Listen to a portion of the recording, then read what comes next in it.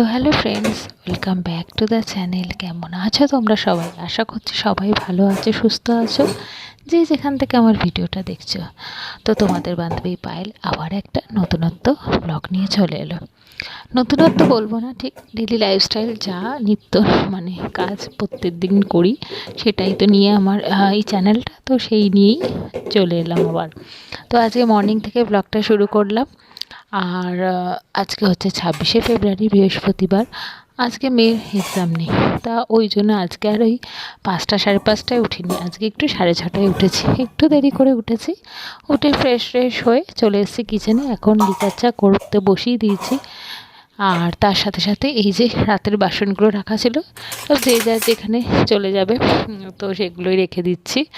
আর তার সাথে সাথে এখন ফ্রিজে মানে জিনিসপত্রগুলো বার করে রাখছি, মানে লাঞ্চ হবে, ব্রেকফাস্ট হবে, সেই সব জিনিসগুলো এখন বার করে ফ্রিজ থেকে রেখে দেবো। মাছ এই সবগুলো রেখে দিয়ে তারপরে আমি চাটাকে ছেঁকে তারপরে আমি ঘরটরগুলোকে মুছবো। তো ব্যাকগ্রাউন্ডে একটু কুকুরের আওয়াজ পাবেন, আসলে রাত্রিবেলা ভয়েস ওভার দিচ্ছি তো তো প্রচণ্ড কুকুর চেঁচাচ্ছে, তো সেই জন্যই।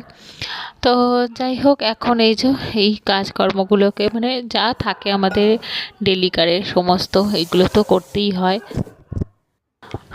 আর মেয়ের দুটো এক্সাম বাকি, বাবা এক্সাম দুটো শেষ হলে আমরা যেন বাঁচবো, মানে কিছু প্ল্যান করতে পারছি না আসলে।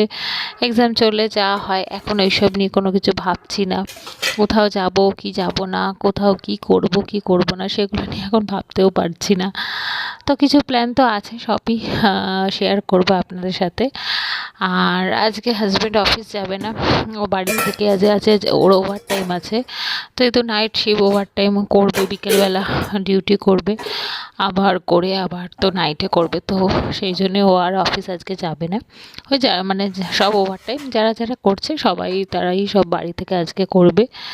তো এই একটা যে রাত্রিবেলা একটু তাড়াহুড়ো থাকবে না, মানে যেহেতু হাজব্যান্ড বাড়িতে থাকবে, তো একটু ধীর স্থিরভাবে মানে ডিনারগুলোকে করা যাবে। তো এই আর এখন এই দেখুন, আমি এখন এই পর্দাগুলো সরিয়ে দিচ্ছি। সকালবেলা এতটাই আমাদের ঘরে বাড়িতে আলো ঢোকে, আপনার সাথে তো শেয়ার করি, খুব ভালো লাগে। তো এখন এই ঘরটার সমস্ত ঝাড় দেওয়া হয়ে গেছে, নিচে সমস্ত জল টল দিয়ে চলে এসছে, দিয়ে এখন এই যে ঘর মুছে নিচ্ছি।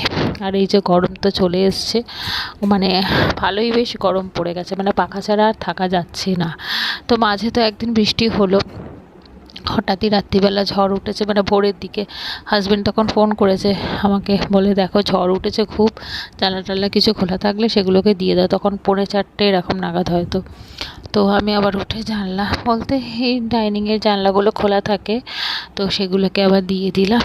তো ওই তখন থেকে আবার একটু ঠান্ডা ঠান্ডা একটু লাগছিল, তাও আবার কি সেই একই ওয়েদার, গরমকাল, মানে গরমটা। তো এই ওয়েদারটা যদি সারা বছর থাকে, এই সময়টা বেশ ভালো লাগে, বসন্তর একটা আমেজ বেশ ভালো লাগে। তো এই সময়টা সারা বছর থাকলে যেন না শীত না গরম, মানে খুব অন্যরকম ওয়েদার। তো আসছে আবার কষ্টের দিন, গরমকাল।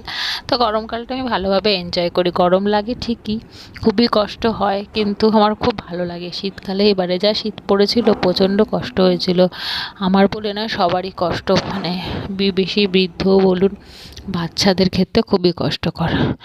তো এই হচ্ছে আমার সমস্ত কাজকর্ম হয়ে গেছে বলতে, ঘর বারান্দা সব মুছে আমি চলে এসেছি।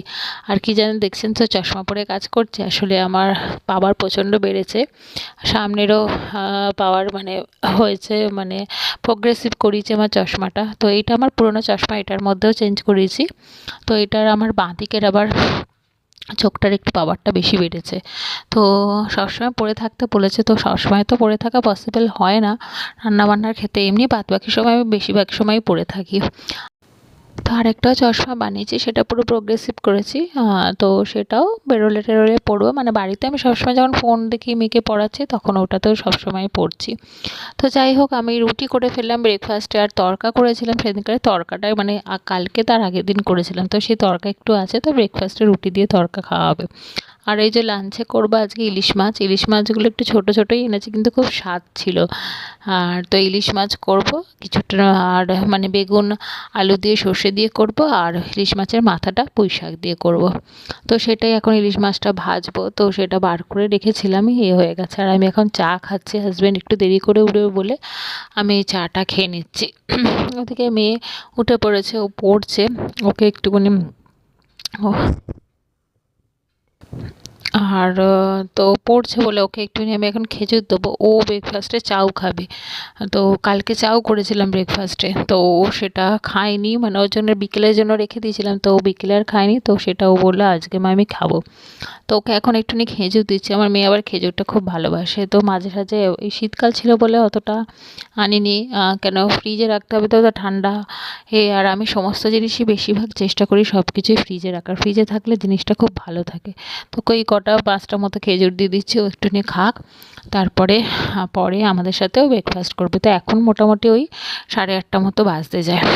আর অন্য সময় এই সময় আমার রান্নাবান্না সব কিছু কমপ্লিট হয়ে যায়, যেহেতু আজকে স্কুল নেই। এরপর তো আর 2 দিন পরীক্ষা, সোমবার হবে, তারপর তো সেই